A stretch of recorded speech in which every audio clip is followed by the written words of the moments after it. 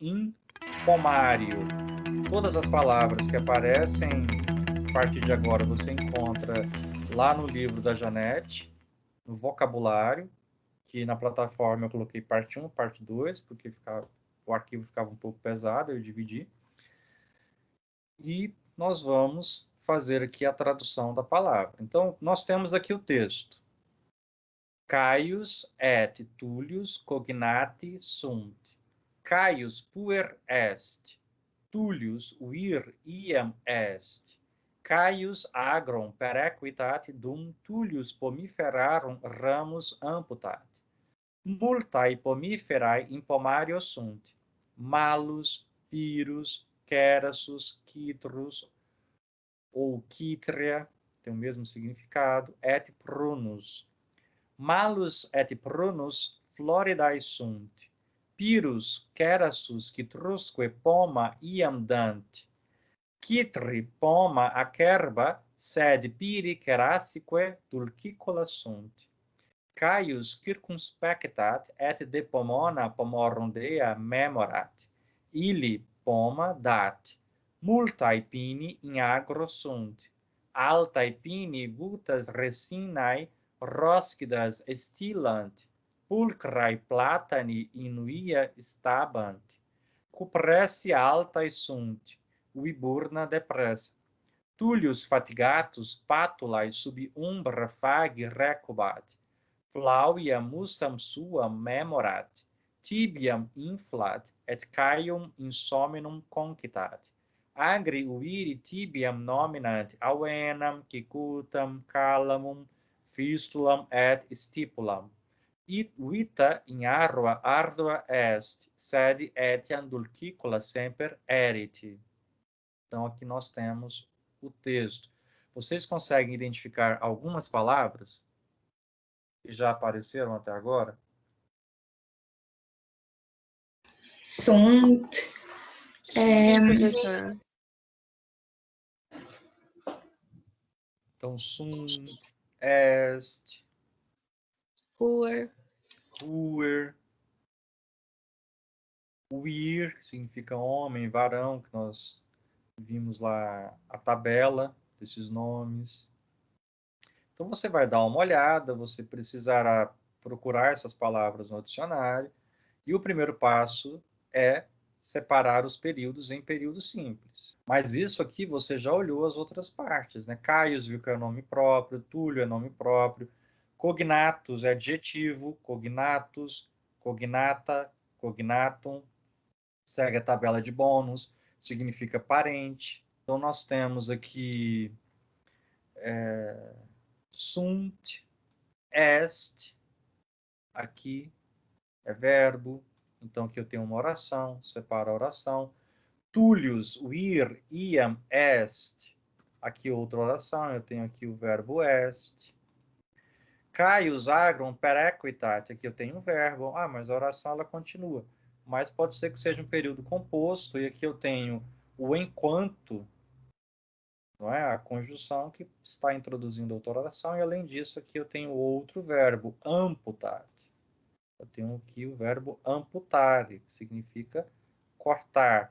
Aqui eu tenho o verbo perequitate, perequitare, que é um verbo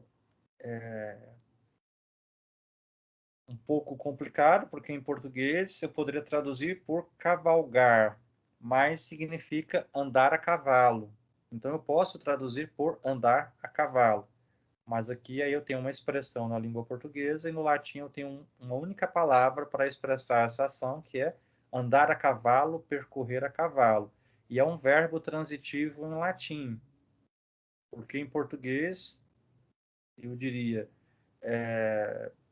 andou o campo a cavalo. Então fica difícil às vezes por conta da diferença de estrutura, porque não teríamos um verbo para expressar essa ação. Porque se eu digo cavalgou o campo, eu não sei se teria sentido, não é? Mas é um detalhe da diferença entre as línguas. Multae pomiferae, aqui eu tenho sunt, 2 pontos, eu posso colocar 2 barras aqui. mas só que depois eu vejo que aqui só tenho substantivos, malos, piras, querassos, não é? Então, por enquanto, eu vou deixar aqui, quando eu for analisar a frase, a gente verifica. Porque pode ser simplesmente uma enumeração, e teria uma função predicativa, mas é uma enumeração. Aqui, sunt, eu tenho o meu verbo, eu localizei aqui sunt, é o meu verbo. Aqui eu tenho pirus, querassus, iam, dant, aqui o verbo dare. Né? Então aqui eu tenho o verbo dare. Então aqui eu tenho outro período. Que tripoma, acerba, sed. Sed é conjunção, então pode ser que o período seja composto, porque se eu estou utilizando aqui uma conjunção, pode ser que não. Na dúvida, eu vou colocar aqui e depois eu verifico, porque eu vejo que o verbo só aparece aqui no final. Pode ser que esse verbo esteja subentendido na primeira oração, antes aqui da conjunção. Aqui, circumspectat, aqui eu tenho o verbo, circumspectare, olhar ao redor. Et de pomona, pomorum dea memorat, aqui eu tenho outro verbo, memorare. Ili poma dat, aqui eu tenho outro verbo, que é o verbo dat. Aqui no singular, aqui em cima no plural. Aqui de novo eu tenho o verbo ser, o verbo sunt. Depois, stilant. Aqui eu tenho o meu verbo, stilant. Stabant, outro verbo, stabant. Localizei. Sunt. Aqui o sunt. Eu tenho aqui uma vírgula. Pode ser que eu tenha uma oração coordenada sindética e assindética, não sei. Pode ser que esse verbo esteja subentendido na segunda oração, vou colocar aqui, pode ser que não. Depois a gente verifica. Aqui é só uma separação bem, bem rápida para começarmos a fazer o trabalho. Aqui, recobat. Aqui eu tenho um verbo, não é? Aqui eu tenho memorat. Aqui eu tenho um verbo. Inflat, outro verbo. Isso vocês descobrem olhando no dicionário. Aqui, conjunção conquitat. Aqui eu tenho outro verbo. Agro iri tibia nominat avenam, quicutam, calam, officulam et stipulam. Nominat. Aqui eu tenho o verbo nominare. Aqui termina. E est. Eu tenho aqui outro verbo. E aqui eu tenho erit. Eu tenho outro verbo. Então, aqui eu separei os períodos. Vou identificar, para facilitar, as partículas invariáveis. O que for de conjunção, o que for de preposição. Então, aqui eu tenho et. Então, eu vou trabalhando o texto antes. O resto é substantivo. E adjetivo, o que significa? Eu vou ter que olhar nas tabelas de flexão. Porque os verbos aqui, eu tenho o verbo ser e todos os outros verbos, eles são da primeira conjugação verbal, ou seja, eles seguem aqui a tabela, né, do verbo amare. Então, aqui eu tenho, por exemplo, o verbo perquitare, o verbo amputare, não é? Vamos pensar aqui no verbo amputare, amputo, amputas, amputate, amputamos, amputates, amputante, amputabam, amputabas, amputabat, e aí eu consigo conjugar e saber em qual pessoa o verbo se encontra. Então, amputo. Então, eu corto, eu separo, eu estou cortando, e aqui eu tenho as possibilidades de acordo com esse paradigma dos verbos. Então, eu retorno aqui para a oração, não é? Iam, advérbio, significa já. Então, se eu já conheço essas palavrinhas que aparecem muitas vezes, isso já facilita, porque eu não vou precisar olhar lá no vocabulário, não é? Aqui eu tenho dum, enquanto, partícula invariável. In, aqui eu tenho a preposição in, que pede acusativo ou ablativo, o resto tudo é substantivo, com exceção do at, que é conjunção. Aqui de novo aparece o at, conjunção. Aqui aparece o et, lembra a partícula que vem acoplada à palavra? Querassus quitrusque. Pode ser et quitrus. Então, esse que, você não vai encontrar a palavra quitrusque no dicionário. Você encontra a palavra quitrus. Então, esse que é igual ao et, só que ele vem ligado à palavra. Iam, advérbio. Lá na primeira declinação, nós tivemos um exemplo de uma construção assim. Aqui tudo é substantivo, adjetivo. Aqui eu tenho sed, conjunção. Aqui de novo, olha o que. Querasque. Então, é a mesma coisa que a conjunção at. Aqui eu já tenho at. Aqui eu tenho o de. Aqui eu tenho... No caso do ele, ele é um pronome. Né? Ele é um pronome. Mas que também declina. Tem uma videoaula que eu falo só sobre os pronomes. Aqui eu tenho o in, que é preposição. Vamos ver. O in, de novo, preposição. Pede acusativo, ablativo. O sub, preposição, que pede ablativo, embaixo de. Aqui, at, conjunção. In, preposição, que pede acusativo, ablativo. At, aqui eu tenho conjunção. In, preposição. Sed, conjunção. Etiam, advérbio também. Semper, advérbio, sempre. E agora eu posso começar a análise. Eu já identifiquei aqui essas palavras. Eu vou período por período. Então, eu tenho aqui a começar pelo título. Então, in, aqui eu sei que é preposição, e aqui eu tenho in pomário. Então, se eu vou ao dicionário, eu encontro a palavra pomarium, uma palavra neutra. O in mais a palavra ablativo, lembra? Templum, templa, templum, templa, pomarium, pomária, pomarium, pomária, que significa no pomar.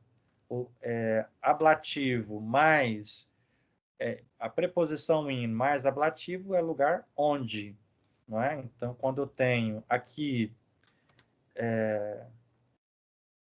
quando eu tenho preposição in mais ablativo, nesse caso, eu tenho lugar onde a ação ocorre, ok? Lugar onde a ação acontece. Então, no pomar, Caius et Tullius cognati sunt. Então, o verbo sunt, eu já sei que é são, estão, ou há, existem, encontram-se. O verbo está no plural, logo o sujeito precisa ser plural ou composto. Eu tenho Caius é singular, não é? Caius é singular. Tullius é singular, mas Caius et Tullius é plural. Então, aqui eu tenho o sujeito da minha oração. Caio e Túlio são. O predicativo do sujeito vai para o nominativo, no caso aqui é plural. Então, tem sentido eu dizer que Caio e Túlio são parentes. Poderia dizer os parentes são Caio e Túlio?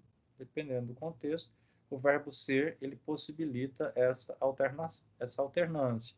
Mas aqui, vou seguir a ordem, né? O sujeito abriu a frase, o verbo fechou. Caio e Túlio são parentes. Caio puer est. Então, verbo puer est. Sujeito, nominativo singular. Caius é nominativo singular. E puer é nominativo singular. No caso, lembrando do puer, aqui eu não tenho terminação. Caso O caso aqui é o próprio radical, que é o nominativo ou vocativo. Não tem vírgula, não tem nenhum verbo que indica invocação, então aqui significa que o sujeito pode ser tanto Puer quanto Caio. Eu posso dizer, o menino é Caio, Caio é um menino. O Caio é um menino. Dependendo do contexto, poderia dizer Caio é uma criança. Vocês vão observar que aqui existe uma alternância, porque no outro período eu tenho aqui tu est, eu tenho aqui o advérbio iam, já é, eu tenho aqui o sujeito, que é Tullius, o ir também poderia ser, aqui é a mesma coisa, o próprio radical é a terminação, assim, já é a forma do caso, porque aqui a desinência, tanto de er quanto de ir, é zero no nominativo e no vocativo. Então, aqui eu tenho o nominativo também. O homem ou varão é Túlio, Túlio é um varão, Túlio é um homem, um varão. Poderia optar por essa alternância, porque está no mesmo campo semântico. Caio é uma criança, Túlio já é um adulto. Túlio já é um homem. Certo? E aqui lembra que nós fizemos a separação Caius, agrum perequitat, verbo perequitare, percorrer a cavalo, andar a cavalo, não é? Amputat, cortar. Então, eu identifiquei que eram dois períodos. O dum aqui é a minha conjunção, certo? Aqui é a minha conjunção. Túlios, eu sei que é nominativo singular pela tabela, é o nome da segunda declinação. Pomiferarum é uma palavra da primeira declinação, que se flexiona apenas no plural.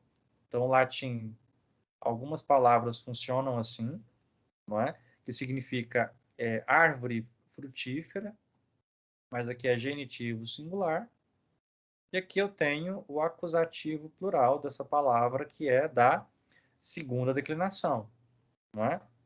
Então, existem algumas palavras em latim que só se flexionam no plural. Por exemplo, é igual em português, quando eu falo pires, da ideia de plural por conta do S. Então, geralmente, essas palavras elas podem aparecer no dicionário assim, pomiferae, pomiferae, ponto pomiferaram. A diferença é que, nesse caso, vou colocar aqui já a tradução. Árvore.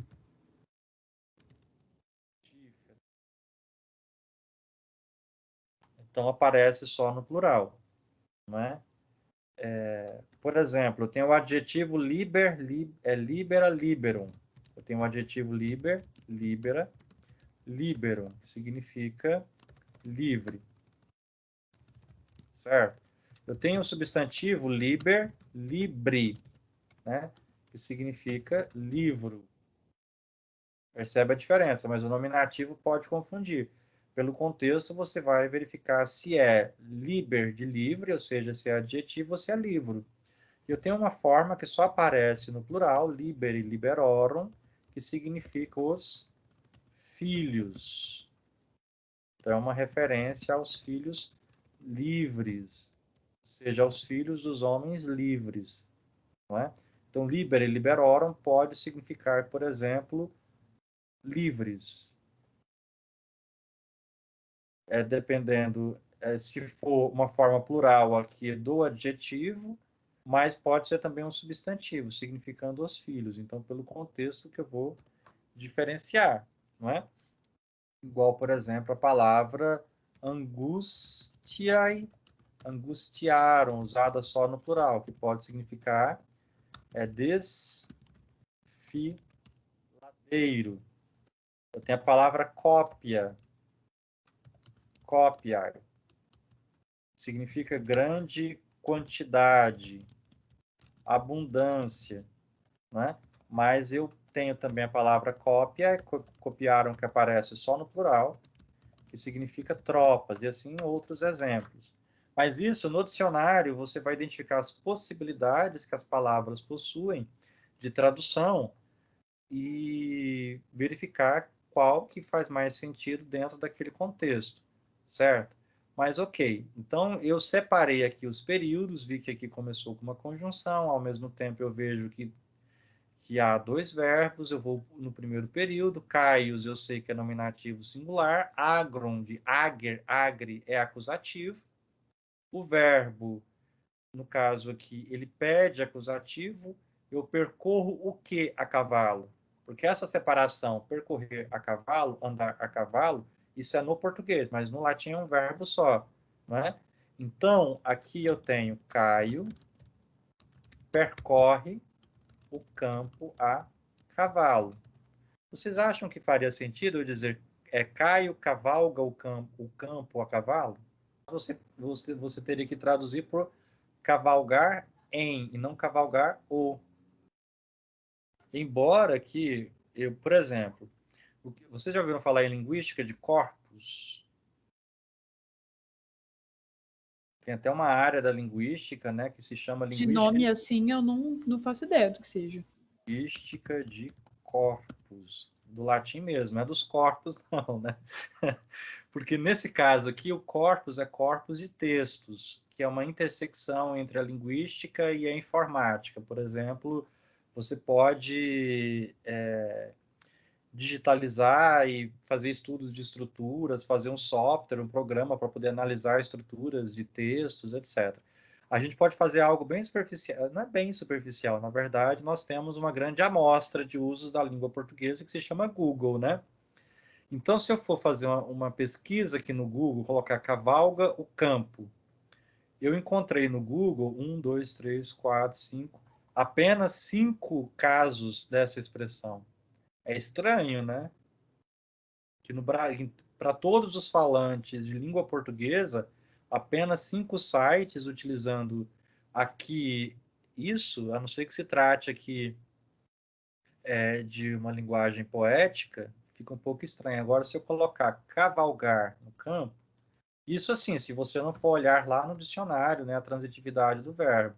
Aí eu já tenho aqui 3 páginas, mas eu posso pesquisar aqui a transitividade do verbo cavalgar, né? Transitividade. Então, o que o dicionário... Ou então eu vou lá e olho no dicionário. Ele tem um uso intransitivo. Então, cavalgar é intransitivo. Pode ser transitivo direto no sentido de montar sobre. Por exemplo, cavalgando um fogoso alazão. Então, o que acontece? Aqui é um problema de análise da tradução, né? Porque se, por exemplo, eu tenho aqui a palavra perequitare, aqui, então eu tenho o verbo perequitare, não é? Que no caso do latim, ele é um verbo transitivo, que pede acusativo, ou seja, um verbo, aqui eu vou colocar, o complemento desse verbo vai ser acusativo, certo? Mas que na língua portuguesa, se eu traduzo aqui cavalgar, é cavalgar em, não é? Ou então poderia colocar andar a cavalo, não é isso? É a cavalo, e não é andar de cavalo, andar a cavalo. Ou percorrer a cavalo, porque aqui no verbo perequitar eu tenho per, mais, e aqui eu tenho na raiz a palavra equus, que significa cavalo, não é? Então, equitare está associado aqui, equitare remete aqui a equus, que é cavalo, através do cavalo, certo? Se eu for pensar na própria etimologia do latim. O problema é que se eu traduzo aqui essa frase por Caio percorre o campo, percorre o campo, percorre cavalga no campo, é uma possibilidade. Caio cavalga no campo, porque o cavalgar eu suponho que o cavalo esteja ali, né? Mas aí você pode me dizer, mas o no campo não deveria ser ablativo? Por que aqui no latim é acusativo? Você percebe os detalhes assim estruturais da língua? Porque, no caso, isso acontece não só latim e português. São os detalhes da língua origem com a língua destino, não é? Então, nesse caso aqui, no português, ou no campo, se eu penso num processo transformacional, ele chega como adjunto adverbial. Mas no latim não teria sentido, porque eu já tenho um único verbo e esse verbo pede acusativo, né? Então, seria essa particularidade. Eu tenho o resto da frase, enquanto eu tenho o verbo corta, separa, corta, né? Quem corta? Túlio, porque túlios é nominativo singular. Túlio corta, começa pelo verbo, né?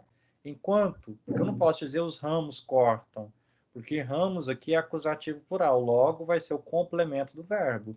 Então eu tenho, enquanto Túlio corta os ramos, sobre a palavra pomiferaram, das árvores. Simples, não é? Professor, Pode falar. mas aí não tem problema fazer assim, porque quando eu traduzo essa parte, eu traduzo assim: enquanto Túlio corta os galhos do pomar. Enquanto Túlio corta os galhos do pomar. O problema é que você tem uma palavra pomarium para pomar, né? Então, pomarium é diferente de pomífera e pomiferarum. Porque o pomar seria o conjunto das árvores frutíferas. E pomífera e pomiferarum significa árvore frutífera. Entendi. Mas é uma pergunta interessante, porque às vezes pode acontecer essa tendência, ela é natural, de você tentar captar o sentido sem se prender aos eixos lexical, né? Assim, a própria estrutura lexical da palavra, você vai meio que na sombra dos significados das palavras. Aqui a gente primeiro passa por esse eixo lexical, porque eu poderia pensar aqui em determinados níveis, né? Então, eu tenho um nível lexical. Então, se eu penso no processo de tradução, que é essa passagem de uma língua origem para uma língua destino, que no caso da língua origem, não é? Eu penso aqui no caso é o latim, a língua destino, no caso nós somos falantes de língua portuguesa, é o português. Aí a gente vai confrontando as estruturas. Estamos num processo de transposição de estruturas, não é? Estruturas do latim para a estrutura do português. Só que aqui eu me deparo com determinados níveis. Então eu tenho o primeiro nível, qual que é? O nível lexical. É o léxico, é a palavra, é o significado, é o nível do dicionário, não é? Do nível lexical eu vou para o nível sintático, não é? Na relação do léxico com a sintaxe, eu tenho um nível semântico. Embora com o léxico eu já tenha um aspecto semântico da palavra, eu já sei, por exemplo, pomar é um signo diferente de árvore frutífera, pensando lá no aspecto estrutural, né, de contraposição dos signos, no aspecto diacrítico do signo, mas no caso do latim, o semântico depende do sintático. Né? Eu poderia dizer que antes do lexical, eu tenho também aqui, ou junto ao aspecto morfológico. Né? Eu poderia dizer que junto com o lexical, eu tenho um aspecto também fonético, lógico. É um outro nível, um outro substrato. Do aspecto semântico, eu vou para o aspecto enunciativo. Do aspecto enunciativo, eu vou para o aspecto discursivo. Atravessando esses níveis, eu chego no processo de tradução. Nós aqui nos mantemos nesses 3 elementos. Assim, 3 não, né? Acaba sendo mais, né? Acaba sendo 5 elementos. É porque o morfossintático está junto e o lexical e o fonético, o fonológico, eles ficam juntos, né? Então, porque não estamos fazendo uma tradução propriamente dita, né? Uma tradução artística, uma tradução mais trabalhada. Estamos numa tradução de serviço, que são essas traduções aqui que ficam muito presas ainda a essas estruturas e também não vemos muita necessidade de uma alteração, não é? Porque eu poderia, no nível enunciativo, pensar quem está dizendo, para quem está dizendo, como é que se estabelece aqui, não é? O enunciado, não apenas o aspecto frasal, mas o aspecto enunciativo. Discursivo, quais as dimensões históricas, sociais, políticas, ideológicas que estão presentes nessa construção, não é? Então, nesse caso, quando você tenta construir a semântica a partir daquilo que você vai imaginando, tentando se aproximar do que você tem de conhecimento na língua origem, e desconsiderando que essa língua origem aqui, ela é diferente, ela pode apresentar estruturas diferentes da língua destino, existe um perigo de algum engano, de algum equívoco. A gente observa que, por exemplo, se eu quero passar essa frase do português e voltar lá para o latim, eu tenho que considerar que esse cavalgar em, eu tenho um único verbo para isso, não é? E que nesse caso, isso que na língua portuguesa eu considero como adjunto adverbial, no latim se apresenta como acusativo, não porque seja um objeto direto, tendo o português como raciocínio, mas que na lógica do latim, essa composição paraequitária já contém o significado de cavalgar a cavalo e o complemento, o onde é o próprio complemento aqui que vai para o acusativo, certo? Muito legal essas reflexões, vocês não acham? Ou não? Vamos adiante. Então, eu tenho em multa ipomífera, em pomário, sunt. Então, eu localizei aqui o verbo sunt. Poderia supor que aqui seria um outro período, mas eu observei que aqui só há substantivos, então o verbo eu estou colocando de amarelo, né?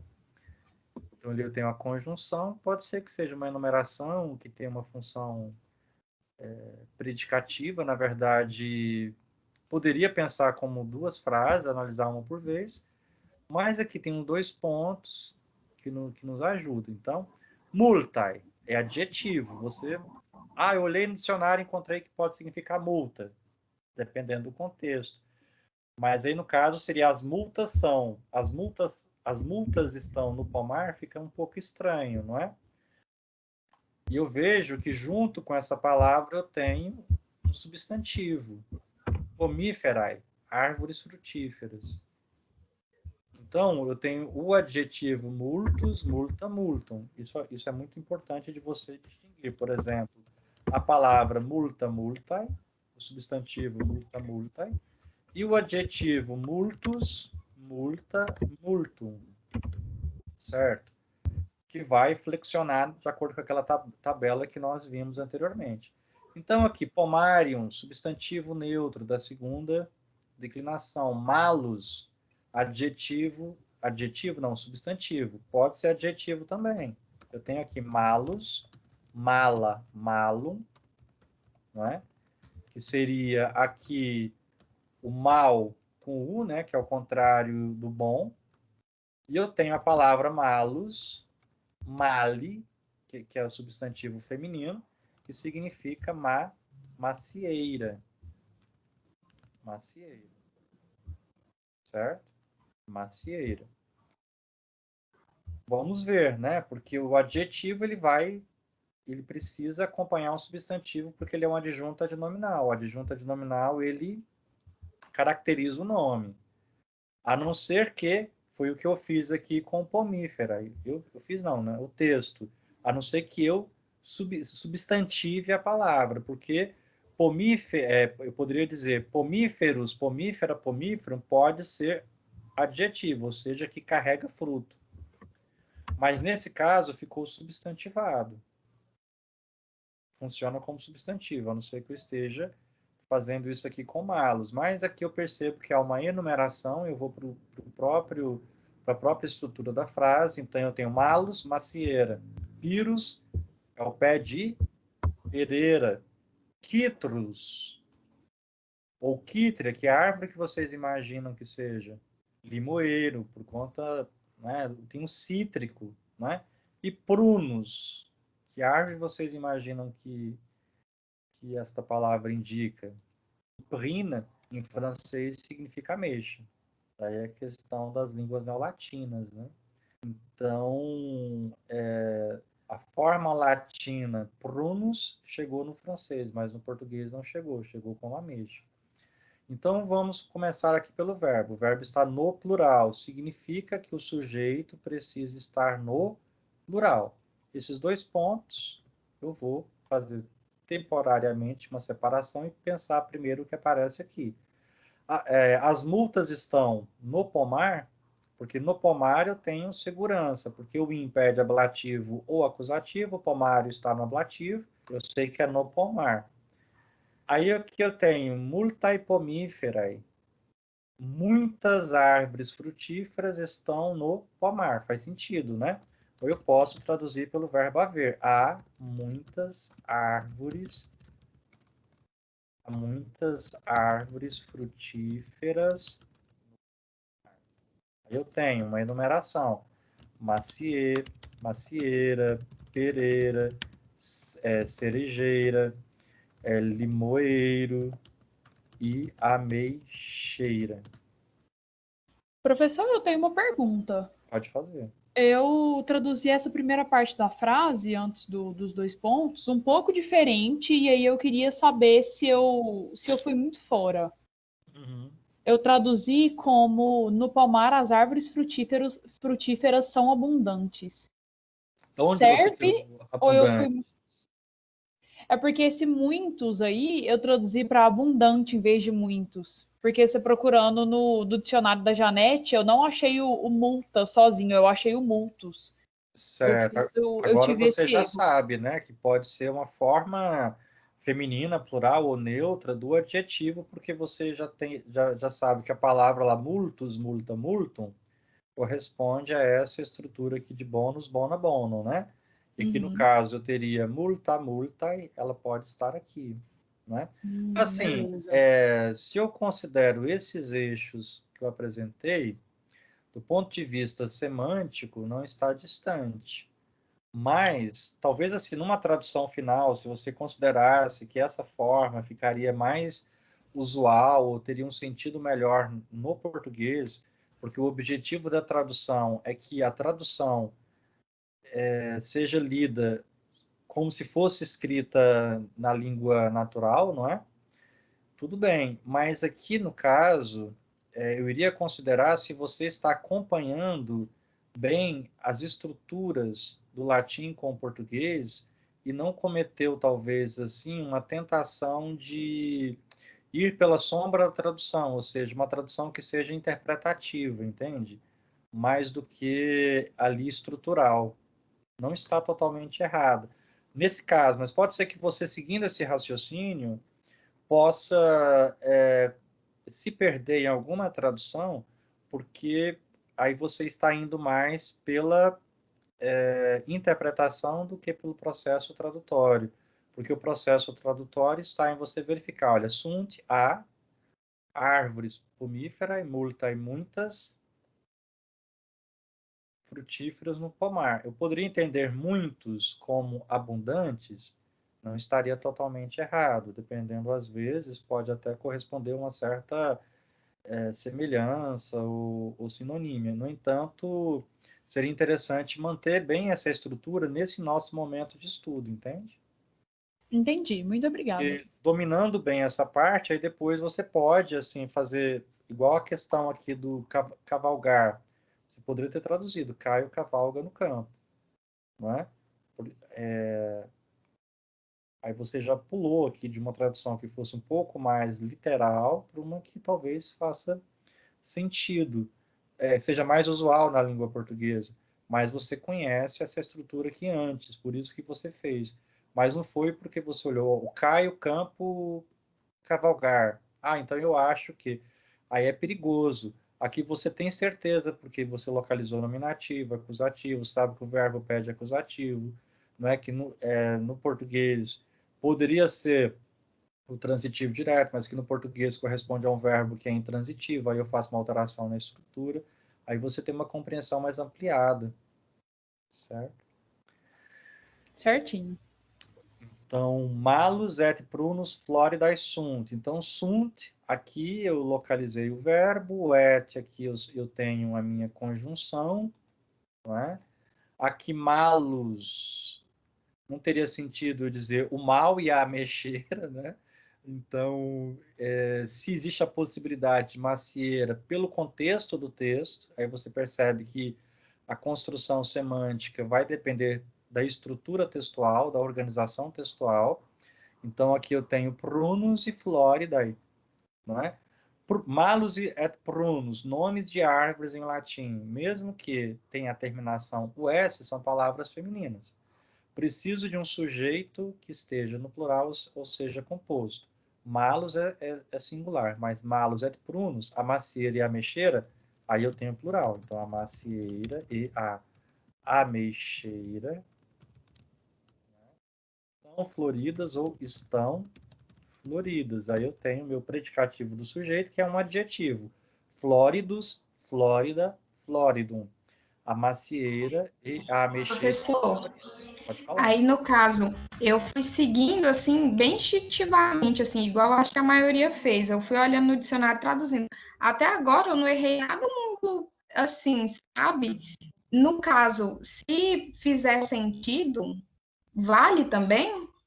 Ou sempre traduzir tem que seguir todas essas regrinhas? Tem que seguir todas essas regras. Por isso que geralmente eu uso a tabela. Não estou utilizando por enquanto, porque aqui a tabela ela tenta amarrar o seu raciocínio. Porque uma coisa é você internalizar essas estruturas, a ordem da frase, né? O significado, a análise morfossintática, e já fazer isso porque a língua se encontra estruturada em você e você já faz automaticamente. O intuitivamente, você está contando com a sorte, porque, primeiro, são frases muito simples, segundo, que se aproximam da ordem da língua portuguesa. É como se você pegasse, olha, macieira, ameixeira e florida são, jogasse no caldeirão e tentasse montar uma sopa que desse certo. Então você pode ter sorte, mas e acho que aqui tem alguns exemplos assim, quando você chegar numa estrutura, por exemplo, a gente vai ter textos assim, aí você já se perde, porque a ordem vai ser diferente, você precisa da análise. Então, o correto é você sempre fazer análise ou então conferir. Se você seguiu a intuição, confere pela estrutura. Por exemplo, eu posso dizer que a macieira e a mexeira são sujeitos da frase porque é nominativo e é composto. Eu posso dizer que aqui, porque se eu tivesse floridaram, ao invés de florida, aí seria outra coisa.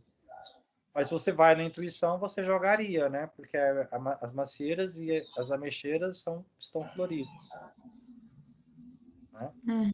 É porque, igual nessa anterior, eu só fiz trocar. Eu coloquei assim: no pomar há muitas árvores frutíferas.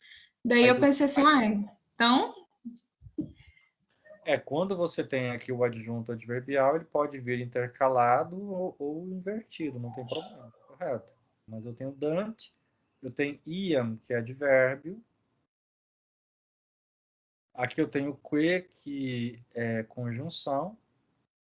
É a mesma coisa de eu dizer, por exemplo, Pyrrhus. Aí, nesse caso, eu já não dei conta, porque eu não encontrei citrusque, eu encontrei só citrus. Esse que me travou também, porque eu esqueci o que ele era. Então, já que lá em cima a gente estava falando do limoeiro, eu fiquei, vai ser ele aqui de novo.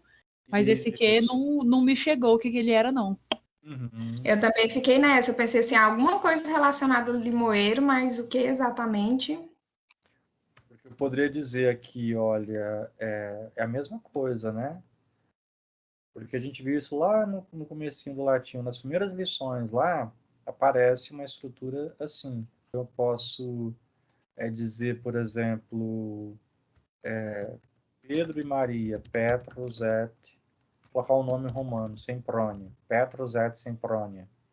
Eu posso dizer, por exemplo, Petros, Semprônia. Posso dizer canta e dança, cantat, et saltat. canta e dança, ou eu posso dizer cantat, saltatique. É a mesma coisa. No caso aqui, não é o et com o que. Então aqui eu tenho et, aqui eu tenho o que. A diferença é que eu acoplo o que à palavra. O et ele vem separado. Né? Então quando você tem uma palavra que é estranha, mas tem alguma coisa que você conhece, por exemplo, saltat. Saltar existe, semprônia tem. Não é? Mas semproniáqua não tem. Então, nesse caso, se trata da conjunção que vem nessa forma acoplada à palavra. Né? Então, aqui eu tenho, a mesma coisa, pirus, querassus, quitrusque, poma e amdante. Então, assim, não tentem ficar, porque pode virar vício você seguir a intuição, aí depois você se perde completamente. Então, você tem que começar desde o início, aprender corretamente, analisar as estruturas, depois você esquece, você já vai lendo, mas porque internalizou em você a ideia de nominativo, de acusativo, de genitivo, de verbo, de toda essa estrutura morfossintática. Se você esquece a análise, por exemplo, eu começo pelo verbo dante. Você pega, olha, pereira, cerejeira, limoeiro, fruto, jadão. Ah, eu consigo formar a frase, eu já sei. Isso é adivinhar, não é traduzir. Né? Então, eu começo pelo verbo dante, dão.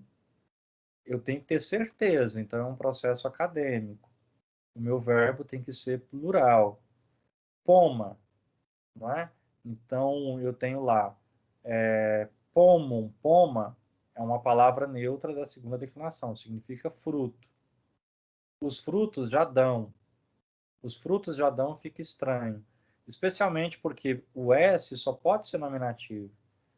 Mas, por sorte, ele não aparece sozinho, porque aqui é nominativo singular. Então, eu tenho pirus, querassus, et, quitros. Eu tenho aqui um sujeito composto. Aí eu já sei, olha, a pereira, a cerejeira e o limoeiro dão.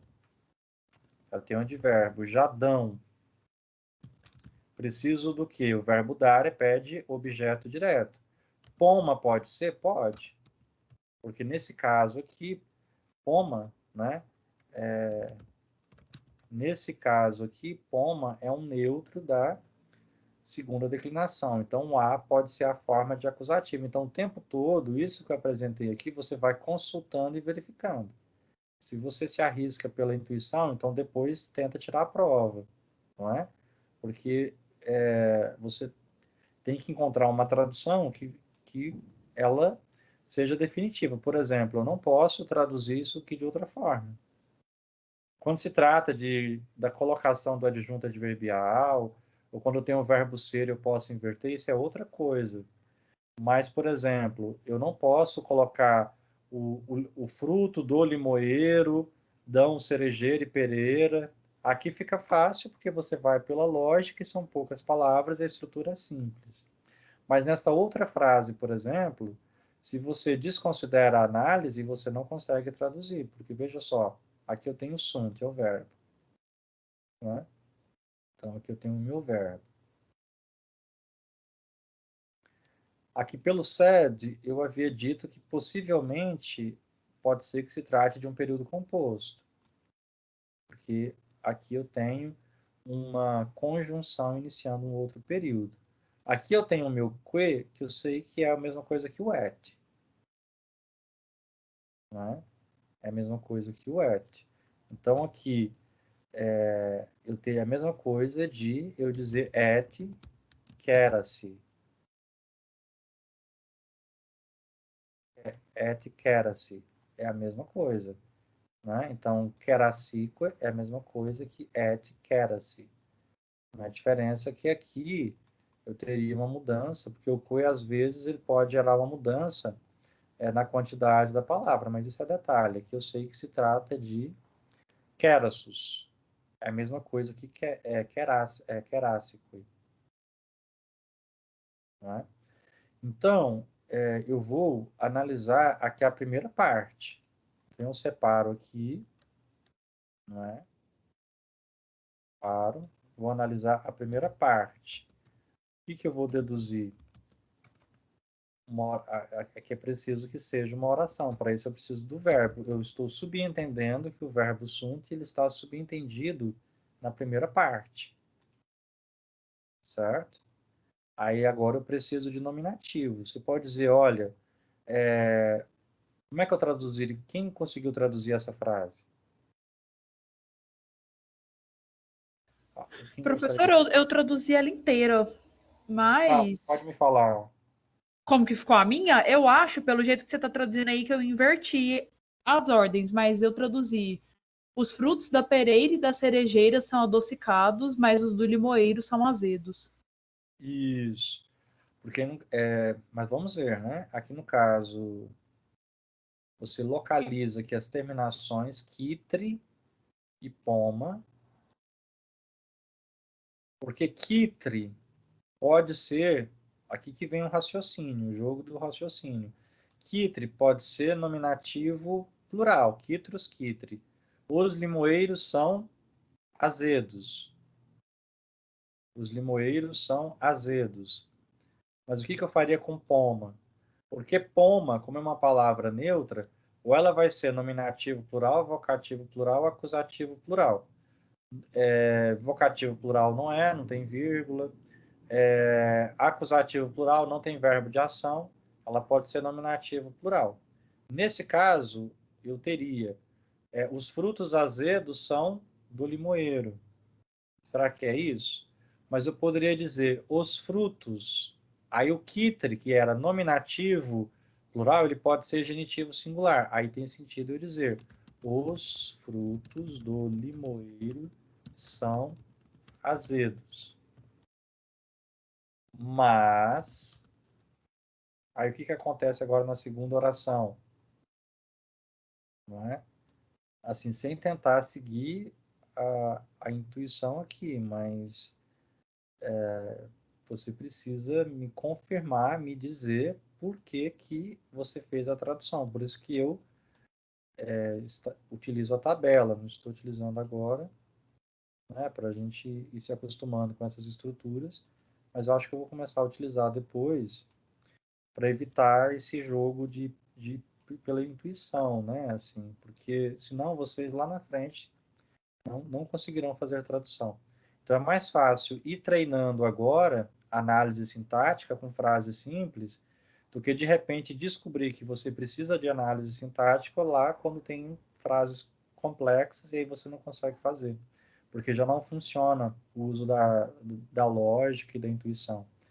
Então, aqui os frutos do limoeiro são azedos, mas aí eu tenho aqui a frase sed piri querássico edulcícola, mais das pereiras, das cerejeiras adocicadas, porque tudo aqui poderia ser nominativo plural, mas aí eu percebo que tem uma enumeração, né? Os frutos do limoeiro são azedos, mas da pereira e da cerejeira são adocicados. Nesse caso aqui, a palavra poma ficou subentendida. A gente faz muito isso, né, na língua portuguesa, só que a gente não se dá conta.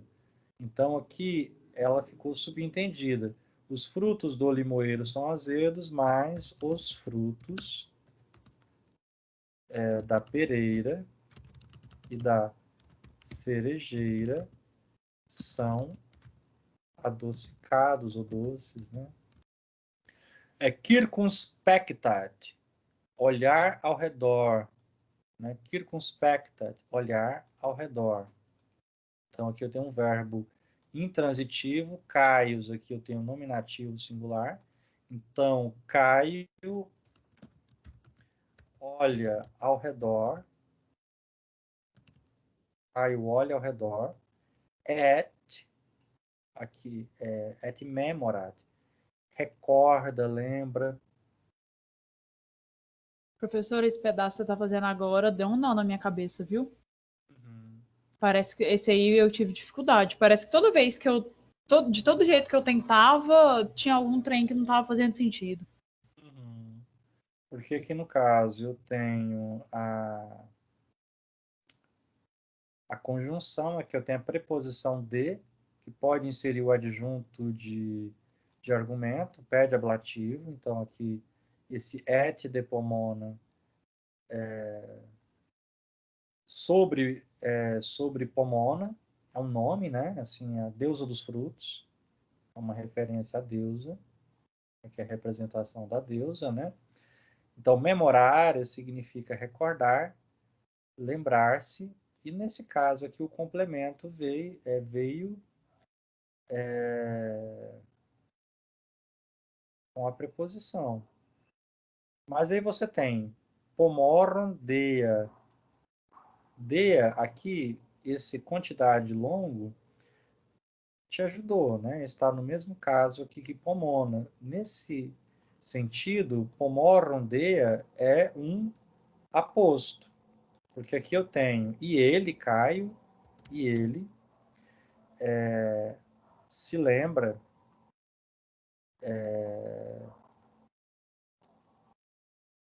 porque eu posso dizer se lembra sobre Pomona, se recorda sobre. No português ficaria melhor, né? Se lembra de Pomona. Eu poderia dizer recorda, relembra. Poderia talvez pensar esse verbo significando narrar, falar, né? Mas tem o sentido de memorar e de lembrar. E recorda, eu vou colocar aqui um pouco literal, embora fique um pouco estranho no português. E recorda sobre Pomona. É Pomona, deusa. Veja, aqui no caso Dea corresponde a Pomona, é a mesma coisa, só que aqui eu tenho um adjunto restritivo de deusa. Deusa do quê? Deusa dos frutos. Poderia traduzir, e se lembra de Pomona, deusa dos frutos. Mas aqui essa construção memorare, no latim, pode vir com a preposição de. E recorda sobre Pomona, e se recorda sobre Pomona, e relata sobre Pomona, deusa dos frutos. Fica claro? Mas eu poderia pensar que recorda, mas eu posso traduzir para ficar melhor na língua portuguesa, e conta sobre Pomona. Aí tem mais sentido, né? Dentro das Aí fica melhor. possibilidades. Então você tem lá recordar, lembrar, contar e dizer. Mas o problema é que quando eu traduzo por contar, perde um pouco essa carga semântica que o memorário traz, que ele está contando de algo que ele lembrou, não é? Aí você percebe algumas coisas que a gente perde na tradução, né? Então ele se lembra aí de Pomona, a deusa dos frutos. Aparece aí o pronome ili, porque em latim o pronome ele também vai se declinar tal como o substantivo. No caso de ile, nós temos aí o pronome demonstrativo, né? Então vocês vão encontrar isso lá na tabela dos pronomes demonstrativos. Deixa eu ver se está aqui. Demonstrativos. Então você tem aqui o hic, haec, hoc. Eu poderia pensar na seguinte classificação, pensando na língua portuguesa. Eu tenho aqui hic, haec, hoc. Poderia traduzir como este, esta, isto. Certo? Este, esta, isto. Eu tenho aqui o iste, esta, istud. Pode significar como esse, essa, isso. A diferença entre este e esse vai depender do texto. Eu poderia pensar isso aqui como uma tradução fixa, mas aí vai depender do conhecimento que você possui da utilização desses pronomes em sua diferença, tanto no campo extralinguístico como no campo linguístico. Estou pensando aqui na gramática normativa, porque se eu penso na perspectiva do campo extralinguístico, eu estou tendo por referência o processo de comunicação. Por exemplo, o este é uma referência àquilo que está perto do sujeito que fala, né? Aqui do locutor. Né? Vamos colocar colocar aqui, do enunciador. O esse está perto do enunciatário, ou do interlocutor, ou do destinatário da mensagem. Então, aqui eu vou colocar enunciatário. Então, eu digo, quando eu utilizo o este para um objeto perto de mim, o esse para um objeto perto de quem, da pessoa com a qual eu estou conversando. Eu teria o ila, o ilud, responderia a língua portuguesa, aquele, aquela, aquilo, que já seria uma referência ao que está distante tanto de quem enuncia quanto de quem recebe a mensagem. Por isso, há essa diferença entre o este e o esse, que se perdeu, ao menos no português do Brasil. Nós temos uma tendência, seguindo quase que o inglês, porque o inglês não faz não tem essa partição em três, não é isso? Então, você tem apenas ali dois pronomes, não é? O this e o that, não é? Para estabelecer essa diferença. O português, ao menos do ponto de vista normativo, mantém essa separação, que repercute no texto.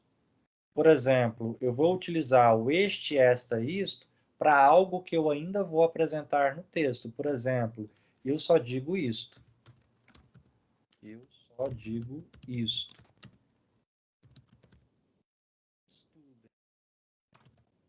Por exemplo.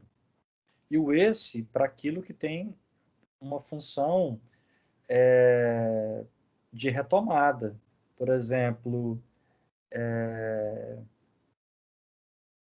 eu poderia pensar em algo que já foi dito, né? Então, eu poderia dizer, estudem isso, vou colocar aqui embaixo, isso é muito importante. Então, nesse caso, esse isso é uma referência ao que já apareceu. E o aquele estaria na relação entre o que está mais para trás do texto, né? Então, eu poderia utilizar o isto ou isso para aquilo que foi mais recentemente dito, e o aquele é aquilo no texto para algo que está mais para trás, né? Algo que já foi dito mais anteriormente. Eu posso tentar estabelecer esse equivalente aqui com o latim, mas no texto pode ser que de repente apareça a palavra iste e eu possa traduzir por este, porque o contexto possibilita isso, não é? Então, aqui é mais para poder facilitar na equivalência. Eu tenho outros usos, mas tem uma videoaula onde eu falo melhor sobre isso, né? Se não me engano, que é id, que também pode significar aquele, aquela, aquilo, não é? E tem outros usos aqui dos pronomes. A questão é que esses pronomes também, eles podem ocupar o lugar do ele, porque no latim, tendo por referência bem um aspecto enunciativo, você tem aqui a relação entre ego e tu, nós e vós. Você não tem a terceira pessoa no latim. Mas como é que a gente faz? Você tem um elemento de retomada. Então, se não tem uma tradução direta para ele e ela no latim. Você vai dizer aquela, aquilo, porque não tem sentido. Porque você não fala com ele, porque quando você fala com ele, ele se converte em tu. Você fala sobre ele, então ele é uma retomada no enunciado. Então, por isso que a gramática latina não se ocupa dessa construção, não sente necessidade desse elemento. Então, ele vai utilizar o ila, ila, ilud, que vai chegar no nosso ele e ela, da língua portuguesa, mas que literalmente é um pronome demonstrativo, mas que pode exercer a função. Eu posso traduzir, se aparecer lá, is, cantat, aquele canta, eu posso traduzir ele canta? Posso, mas porque na língua portuguesa faz sentido.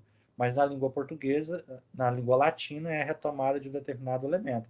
E aqui vocês encontram as tabelas dos pronomes. Vocês não precisam memorizar. Apareceu lá ele. Aí você vai olhar aqui na tabela, olha, o Willy pode ser dativo, masculino, feminino ou neutro no singular. Não tem outra possibilidade aqui. Nesse caso, o Willy é para ele, para ela, para aquele, para aquela. Aí no contexto que eu vou verificar, que poderia ser traduzido também como nosso lhe, não é? Porque o lhe significa para ele, para ela, e tem uma função aí de objeto indireto.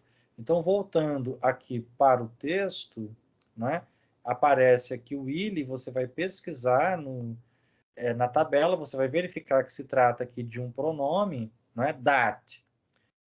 Não tem sentido esse dat, aqui é o verbo, dat é o verbo. Não tem sentido dizer os frutos da, porque não concorda, então eu já sei que nesse caso é o objeto direto, dá frutos para quem? Para eles, não é? Ou seja, eu poderia dizer ela lhes dá frutos. Quem? A deusa. Então, Caio olha ao redor, poderia colocar na língua portuguesa ao seu redor. O latim vai utilizar o seu, que seria o sus, sua, sum, quando tem necessidade mesmo para enfatizar, e é o pronome dando ideia mesmo de posse.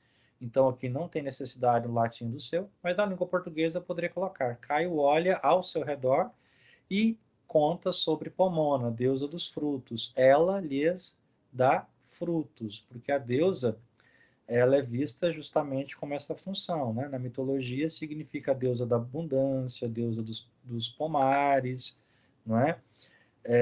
E que tem a representação da figura feminina de uma ninfa. Sunt, aqui é o verbo, multai, aqui possivelmente é o adjetivo, não é? Na sua forma feminina, então está concordando com uma palavra feminina. Aqui eu tenho a preposição in, que pede acusativo ablativo, no caso aqui no campo, estão, ou são, ou há, sujeito, só pode ser multai pini. Veja que é uma forma feminina, mas é porque a palavra pinus, pine, embora termine em us, é uma palavra feminina, por isso que o adjetivo concorda com o gênero, né? Poderia dizer há muitos pinheiros no campo. Eu poderia dizer muitos pinheiros estão no campo? Poderia, estaria correto também. Certo? Altae pini gutas resinae roscidas stilant, estilare, escorrer, destilar, escorregar, não é? Preciso aqui, olha, essa frase já pede, assim, a intuição já não ajuda muito, porque preciso do sujeito. O sujeito aqui tem que ser nominativo plural. Tem o alta, é adjetivo nesse caso, não é? Pine, substantivo, altos pinheiros. A palavra pinus, pinheiro, é uma palavra feminina. Gutas não pode ser o sujeito da frase, logo só pode ser o objeto direto. Resinae poderia ser nominativo plural, né? As resinas escorrem. Mas aí, o que eu faria, né? As resinas do pinheiro, da alta, percebe a confusão? Então, para facilitar, vamos seguir o seguinte processo. Começa pelo verbo, né? Destilam, escorrem, gotejam, né? Vou colocar aqui escorrem, porque vai aparecer a palavra ou destilam. Vou colocar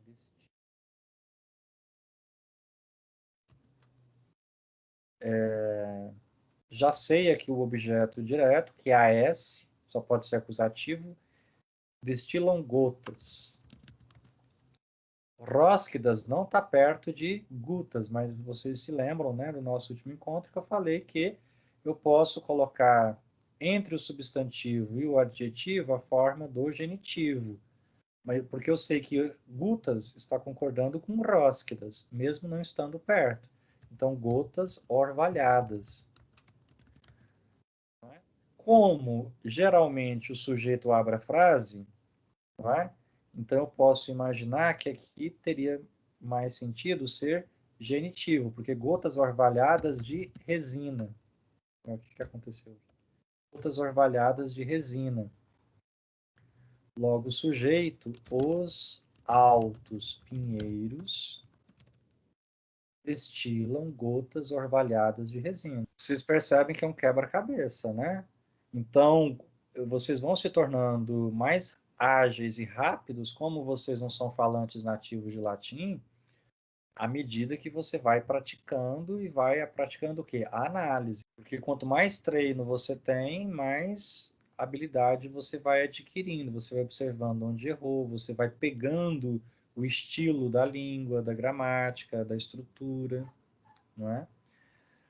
Aqui, não confundir, eu tenho o verbo em latim sum, es, esse, né, que significa o verbo ser, estar, haver, e tem o verbo isto, stare, não é? Que significa estar de pé ou estar em pé, não é? Então, quando ou estar firme, ou estar ou ficar firme. Então, quando eu utilizo o verbo estar, é não confundir com o nosso verbo estar, que está vinculado aqui ao verbo esse. Não é? É claro que o estar veio desse stare, mas em latim, uma coisa é o verbo estar, quando tem a função de um verbo que vai indicar o estado do sujeito, e pode ser às vezes um verbo auxiliar, né, na língua portuguesa. E no latim, o isto stare significa estar de pé. Então, stabant, começa aqui pelo verbo, estavam firmes, mantinham-se de pé, mantinham-se firmes. Aí vai depender do sujeito, né? Se tem mais sentido estar de pé, porque o sujeito aqui, eu sei que o ia é ablativo, por conta da preposição. Aqui eu tenho a preposição in. E aqui os plátanos, belos plátanos, que é um tipo de árvore. Então, é nome de árvore, logo é feminino, por isso que é pulcrae, o adjetivo está na forma feminina, né? Belos plátanos mantinham-se, fica uma linguagem um tanto poética, né? Mantinham-se firmes ou mantinham-se em pé, de pé, na estrada, na rua, no caminho.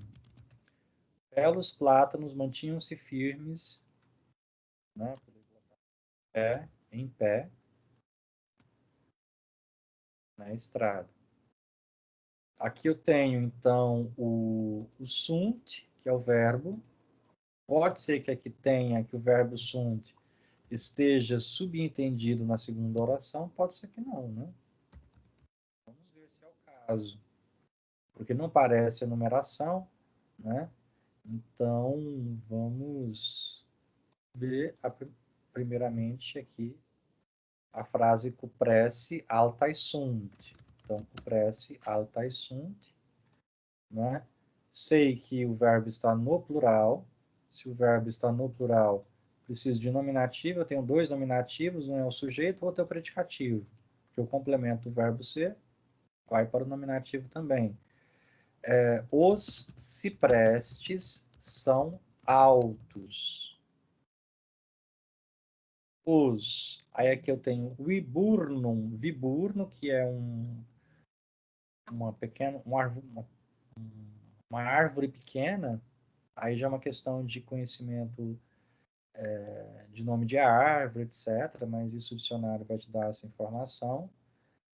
É uma palavra neutra, né? Os viburnos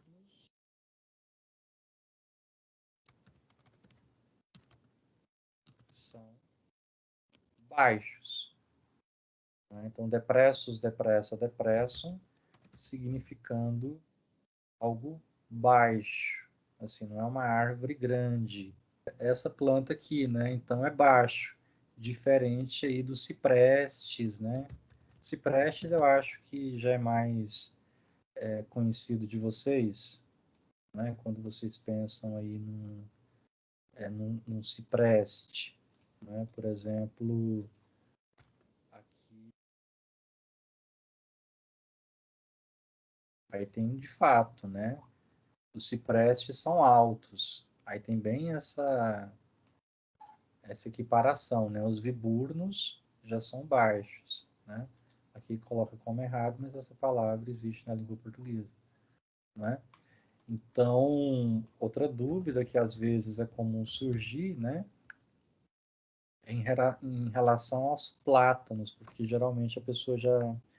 Às vezes sempre tem uma ou outra pessoa que pergunta, né? Se plátano, porque em espanhol remete a bananeira, essas coisas, né? Mas é o nome também desse estilo de árvore, né? Que eu vou colocar aqui. Então aqui já seria um exemplo de um plátano, que também tem aí na língua portuguesa, né? Os belos plátanos mantinham-se firmes na estrada. Os ciprestes são altos. E aqui eu já tenho os viburnos são baixos. Você percebe, né? Aqui são mais decorativos, eles são baixos. Aqui, túlios, fatigatus, pátula, sub umbra, fag, recubat. Então, recubat, estar deitado. Deitado de costa, ou estar deitado. Né? Túlios, aliás, vamos pegar aqui a preposição sub, significa embaixo de. Aí eu tenho substantivos. Umbra, possivelmente está aqui no ablativo. Pátula é o adjetivo. Fatigatus, né? Em francês você tem fatigué. Je suis très fatigué aujourd'hui. Significa estou muito... Vocês já ouviram essa palavra francesa, fatigué, cansado, né? Então, fatigatus, cansado, fatigatus, fatigata, fatigatum. Então, aqui eu tenho o sujeito, que é Túlio. Aqui tem uma função de aposto. Túlio, cansado, está concordando com o sujeito. Não é o Túlio e o cansado. Não, aqui é o adjetivo. Estava deitado, está deitado, recubate, recubare. Não é recubabate. Então, esse bate aqui é o próprio radical da palavra. Então, eu tenho Túlio. Túlio, cansado, está deitado, embaixo ou debaixo de ou da sombra. Umbra significa sombra, de uma larga, ampla, grande faia. Uma faia seria essa árvore. Então, Túlio, cansado, está deitado debaixo da sombra de uma larga, não é? Pátula, pátulus, pátula, pátulum, largo, amplo, de uma larga faia. Memorat, que é aquele verbo, lembrar, recordar, contar, narrar, não é? Lembra, conta, ou se lembra de, ou conta, não é? Se eu traduzir por se lembrar, em português, o verbo lembrar-se vem assim, né? Ele se lembra de, né? Ele se lembra de quem? O verbo memorar em latim pode ser, aqui no caso, ou ele é intransitivo, pede a preposição de, como nós vimos anteriormente, ou ele vem aqui no acusativo, como aconteceu aqui, né? Aqui eu tenho um pronome possessivo, que funciona como se fosse um adjetivo, sua, sua. Então, ele se lembra de quem? De Flávia. Pode ser nome próprio, ou tem um adjetivo, né? Que pode indicar amarelo, amarela, mas nesse caso é nome próprio. Quem é Flávia? Sua musa, sua inspiração. Então, ele se lembra de Flávia, sua musa. E aí eu tenho a oração seguinte. Então, localizo aqui o verbo. Eu tenho aqui dois verbos, logo, vou desdobrar essa oração. Não é? E tenho aqui, portanto, sopra. Só que tíbia significa flauta.